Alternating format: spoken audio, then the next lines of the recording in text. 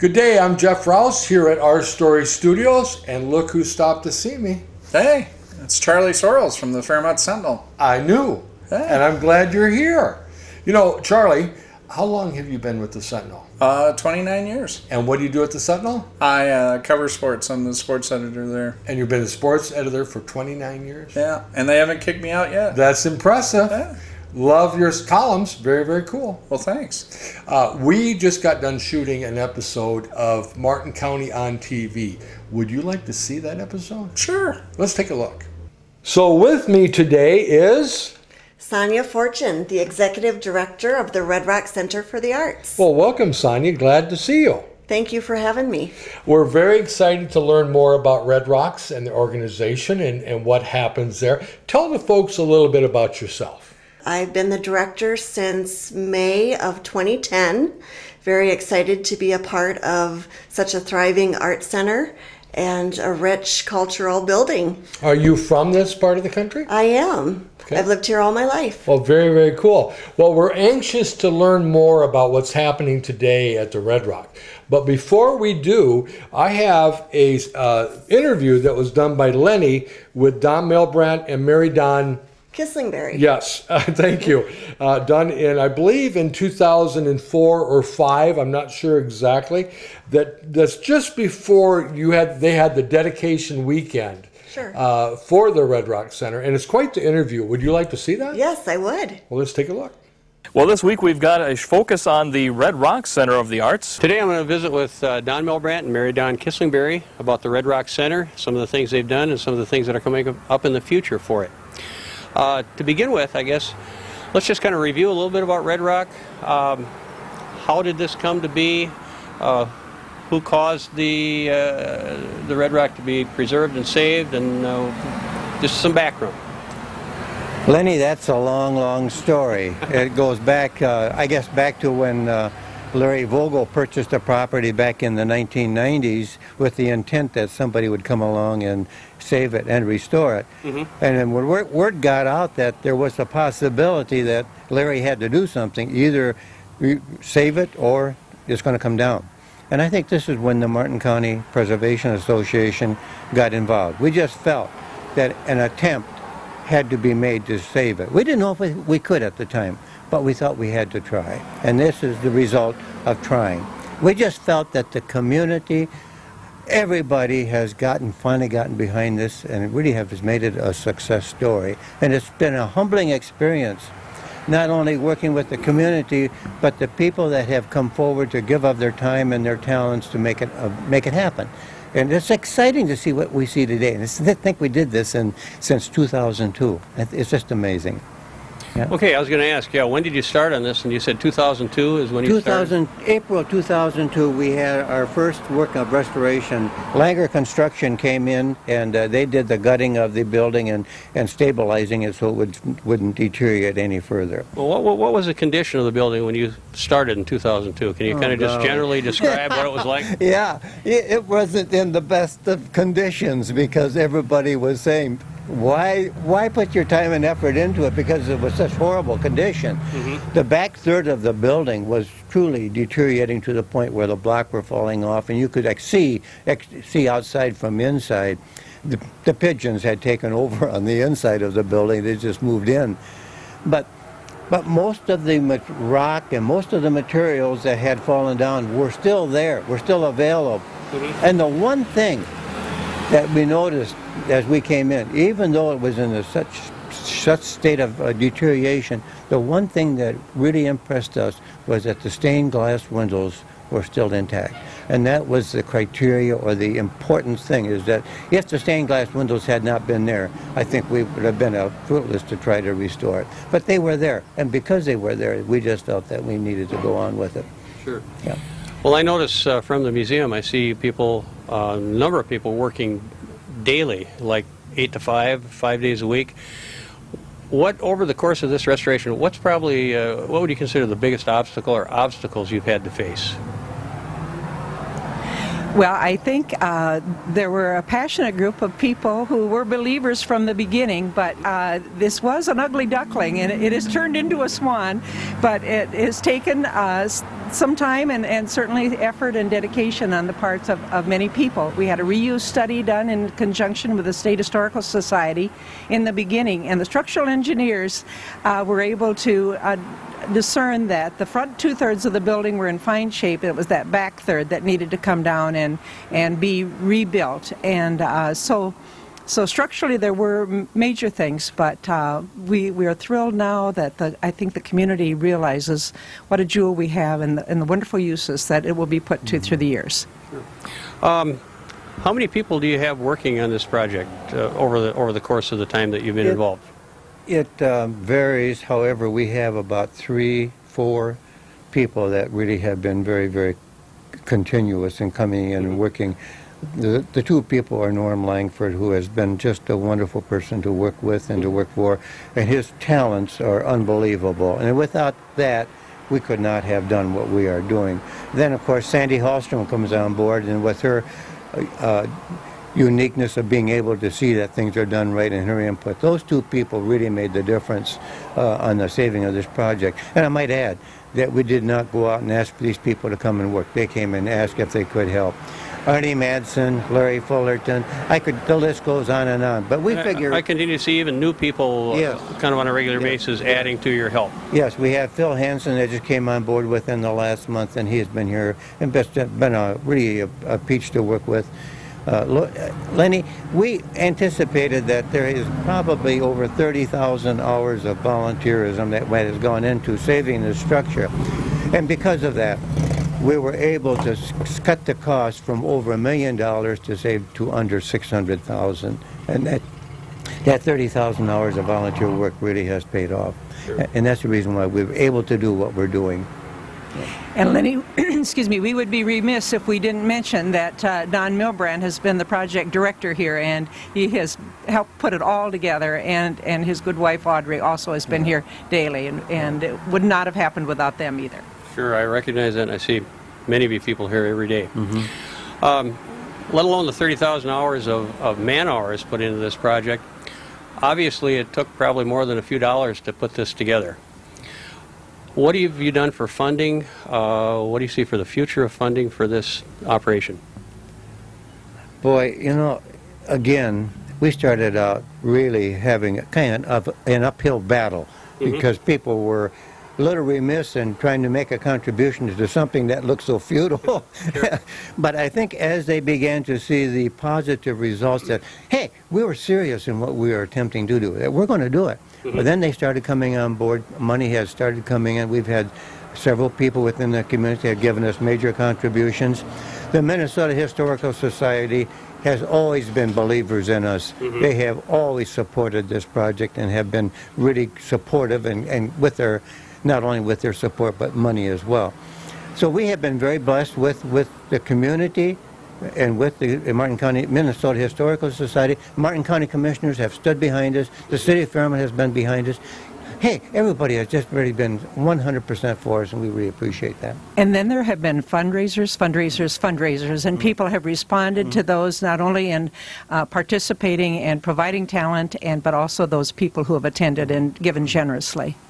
There's one other person that I would like to mention, and that is that person really has been a blessing to me in coming off from nowhere and says, Don, I want to be a part of it. And her name is Mary Conaras. She needed a place for dancings. And she came up and saw Red Rock, and she says, Don, this is for me.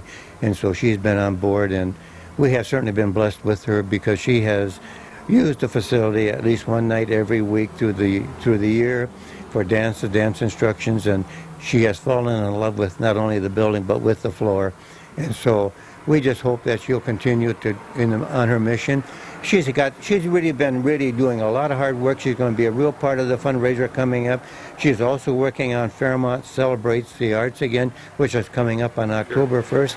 So we have a lot of things going, and because of people like that, we're able to do the things that we're doing. And of course, this gal next door, beside me, Mary Dawn, I don't mean to be boasting her too much, but she has really been an inspiration to me in helping to support making this project go.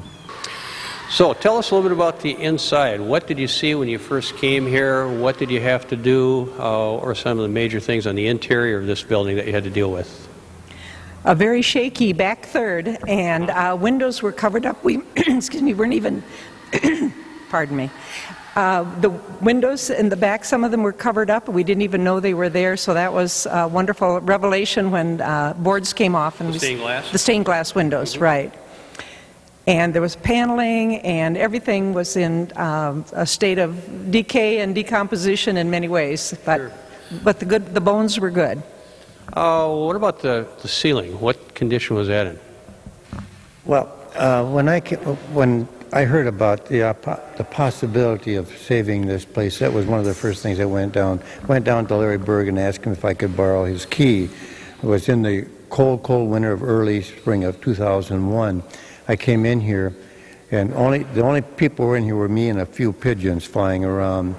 And I sat down up here and I looked around, and like I said, you could see outside from the back because the block wall had deteriorated so badly, and there was snow coming in one of the windows because a couple of the panes were broken. But it was kind of an eerie sensation at the time because of the fact that it had sat empty for so long. But the more I looked at it and the more I saw, I did not see the inside of a building. I saw an inside of a historic site that had memories upon memories upon memories of people who worshipped here, who came here and celebrated here in Fairmont. When you think back, well, over 100 years, people sat in this very room and prayed and asked for guidance and so forth. And I thought, you know, it's not only the interior, but the memories and the past that goes with it. And we're finding that out. People are coming in now on a regular basis and talking about the memories that they've had, that they've experienced here. So do you have kind of a history of the church as far back as you can go? As I understand it, it was built in, what was it, 1898? Correct. Mm-hmm. Okay. Well, we do have a brief history of 1898. We have a list of the original charter members back at that time. And we got a little information from the local news media regarding the dedication of Red Rock. It was dedicated on May 20th, 1900. Why they waited a couple years, I do not know. Mm-hmm. But it was such an interesting article talking about, because it was such a different and unique structure, people came from all over to celebrate this dedication of this building at that time. They didn't have air conditioning, and all of these windows opened up. And so people were standing outside and listening in from outside and everything else because there were so many people that were interested in seeing this place. Okay, as you look around the building and you look at the woodwork, it looks beautiful on the floor. Is all of this original and been refinished, or has new been added? Lenny, what you see here is the way it was 1898. The only things that we've changed are the stairways, because we had to change them to meet code. The stairways were in a different locations, and you can see them when you look around the floor. You can see where the outlets of the stairways were. If you look behind you, this railing here is the original railing that was in the building in 1898. And all we had to do, we had to make some extensions, but Norm Langford made some parts and I made some parts. And I guess you have to look to find out which we made and which were original. But we're very proud that we were able to save that railing. The floor is original. We just put the final coat of varnish on it on day before yesterday, Tuesday, I believe. And it's just beautiful. Like I said, the architectural structure of the building is basically the same as it was in 1898. And we want to keep it like that. But we have added a food serving area because this is a facility that we want people of our community to use. We have made it available so we can have catered meals, we can have hot dishes, we can have it used for many, many different functions. Before we get into the future of Red Rock, what do you have downstairs?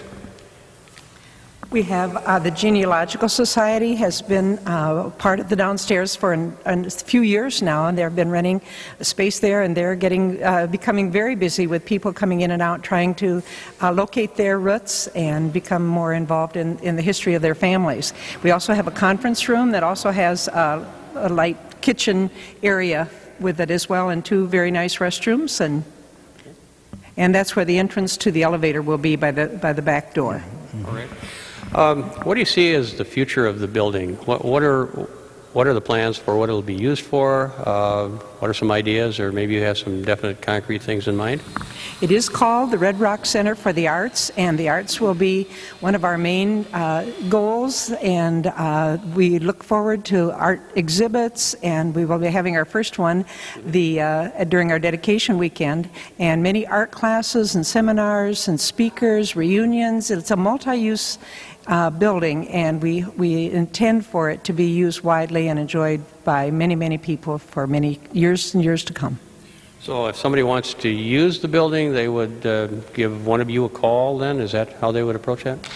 Or contact Red Rock, but somebody will be here to take. We have a calendar downstairs that we check to see if the date's open or not. Okay. And we are in the phone book. And we are in the phone book, yes. Okay, well, I know there's a really big weekend coming up. Can you tell us a little bit about that, the dates, times, exciting. And what's going to happen? Yeah, that's exciting. Yeah, Mary, you want to start off? Well, as I said, we will be having our first art exhibit here, and we have 3 wonderful artists that have gone on to have had rural roots in our area, but have gone on to greater things in other areas. It's called Rural Roots, Urban Destinations. James Paulson from Billings, Montana, who is an oil painter of landscapes, will be one of the artists. And Anna Marie Pavlik from Austin, Texas, who is a printmaker and does intaglio with an emphasis on the environment. She will be also exhibiting, as well as Patricia Ulig from Hopkins, Minnesota, who does colored pencil work and is exquisite work. Okay. And the dedication? Lenny, this is all coming together. We really have a busy, busy 3 days. Our dedication starts on Friday, September 16th. And the reason why we started it on the 16th is that we're going to start the art exhibit, but Mary Connieros is going to have a big dance here that evening. Also, we're going to have our grand opening of the Red Rock during 1 o'clock on Friday the 16th. And we are honored in having the director of the Minnesota Historical Society coming here. Nina Archibald will be here to help us with the official dedication of Red Rock. After which, spending some time with her, and I hope that Charter Communication and other people will be here to be a part of that, because I think that's newsworthy. We are also going to do something a little different this year. We are going to we're going to open up all of the historic sites up and down Blue Earth Avenue, all the way out to Heritage Acres. They're all going to be open at the same time. So people can start out from Red Rock and either walk, drive, or whatever to each of the historic places. And I think what I would encourage all of you people in our community in Martin County to become a part of this and really get back and support. I think it's going to be an interesting day, that walk going. If you have not been through the old Central School or Presentation College, by all means, take it. It's beautiful. The courthouse now has its rotunda restored. I think there is so much that we can see. I'd like to see from lots of people. And the walking tour is on Saturday? Friday from 1 to 4, Saturday from right after the dedication services until 4 o'clock. Okay. Just a thought. If you had one thing that you could wish for this building, money were no object, resources were no object, what would it be? That it be filled with people enjoying the arts and having their lives enriched. What I see, Lenny, is I see a historic monument. A historic monument that is not only something to look at and to admire, but as a monument that has a function, that has a use. And I would like to see this historic monument be a part of our community. You and I, and we, after what we are experiencing down south, live in a very beautiful area. Fairmont is a very beautiful community. Let's get behind and make Fairmont, again, a beautiful community. Let's let the world know that what we have here. And I think this can be an addition to that. Because, and I would hope, I'm hoping is that Red Rock will have many, many functions. Matter of fact, we're going to have a wedding here on March 25th, and we have some already scheduled functions coming up, all out of the clear. And I can just imagine what's going to happen now after the dedication. People are going to want to come in and say, yeah, I want to use this place. Yeah. Well, you people have done a tremendous amount of work. You're to be commended. Congratulations on this and your dedication, and the very best of luck to you in the future. May I make one more addition? I would like to add on Saturday of the 17th will be our official dedication at Red Rock. We got Tim Glines from the Minnesota Historical Society who will be our main speaker, but we have several other people that are going to be part of our community that will be here as well to help us celebrate. We've got some good entertainment. The Tarnished Brass are going to be playing, and Tyler Nice will be here to give us a few solos. And what a thrill to have these people come in and visit. And then on Saturday night, we're having having the concert, Larry Vogel's concert at the Opera House. Please come and take that in. It's a free will offering, but we want you to come, and all of the money that comes in will go to help to cover the cost of restoring Red Rock. On Sunday morning, we are having a dedication service, a worship, ecumenical worship services here. Brian Lund will be he's going into seminary, will be our major speaker, and we have many other people part of that program. But then in the afternoon, we got the barbershop, Great Northern Union Barbershop course coming down from the Twin Cities that will be at the Opera House. Tickets are $15 for adults, $12 for children. That is a bargain because they are the 5th best barbershop course and international course in the so they're worth coming for. And be sure to get tickets from us or as listed around the community. But we want you people to really come and enjoy that weekend, not only Red Rock but for this community as well, and the museum as well. We're proud of that as well. Any more, Mary Don? Yeah. That's fine.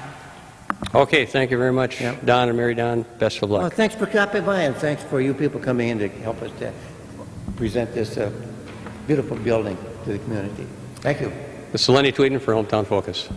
Wow, wasn't that a great interview? It was. You know, that Don had such passion for the project and for all the projects he's involved in. And Mary Don did a great job too. Yes, I'd say so. Absolutely. And I'd also like to mention Martin County Preservation Association is the umbrella for the Red Rock Center for the Arts and also the Chubb House. So they actually manage everything that we do.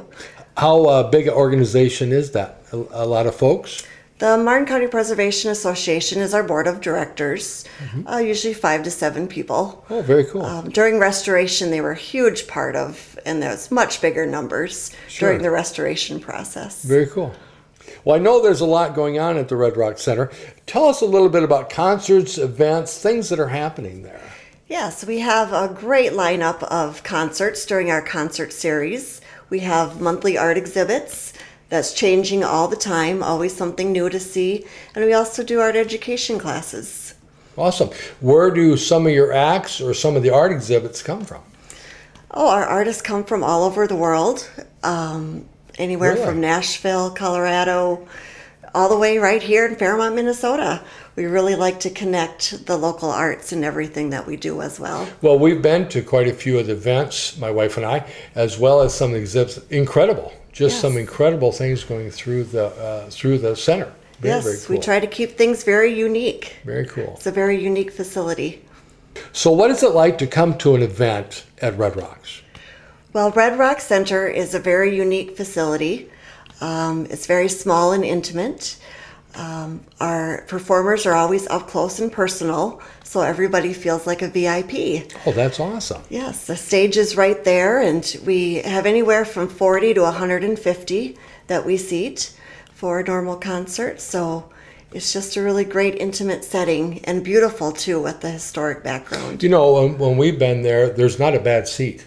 No. You really can see the way it's set up for concerts or events taking place. Yes. We've enjoyed that over the years very much. Yes. It's very different from a big auditorium. A very, like you said, a very intimate, close experience where you feel like you're part of the event. Yep, you can get to know your neighbor. Absolutely.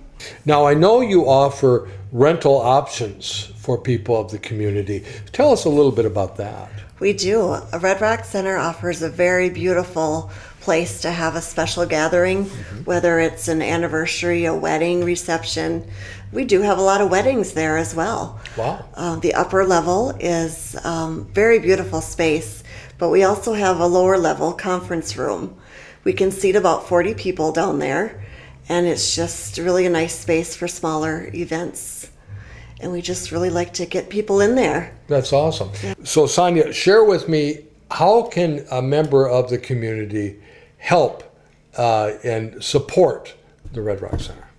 Well, there's really so many ways that you can do that, whether it's bringing in your talents for the visual arts or for the performing arts. We love to incorporate local community with everything that we do.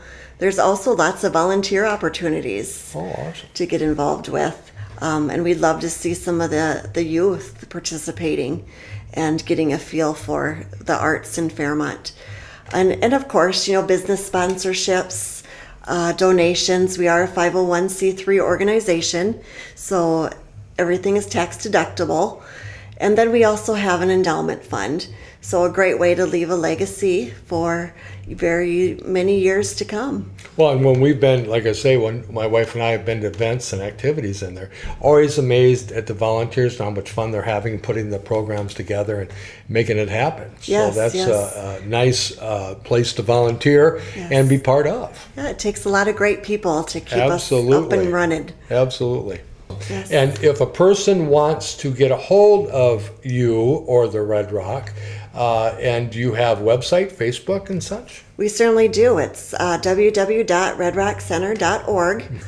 Facebook, I'm sure. Yeah, Facebook, definitely Facebook, and telephone 507-235-9262. Awesome. And lastly, how do you see the overall condition now, after we heard Don and Mary Don talking about how it all came about? How do you see the overall condition of the building and what is coming forward now? When we saw this with those folks, that was 10, 12 years ago. Yes, maybe 15 years ago. Where is it going? Where do you see it going? And what are the finer features of the building? Well, I'd have to say our volunteers and the people who helped restore the building did an amazing job. To this day, everything is really in good shape yet. Being a 113-plus-year-old building, things just aren't made that way anymore. Absolutely.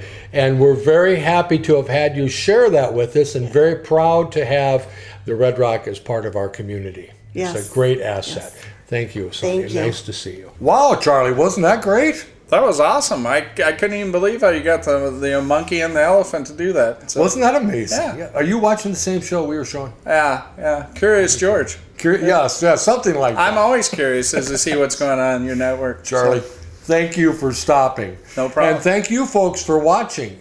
And remember, as we're showing you our sponsors that made this show possible, it's not just the past, but the present that tells our story.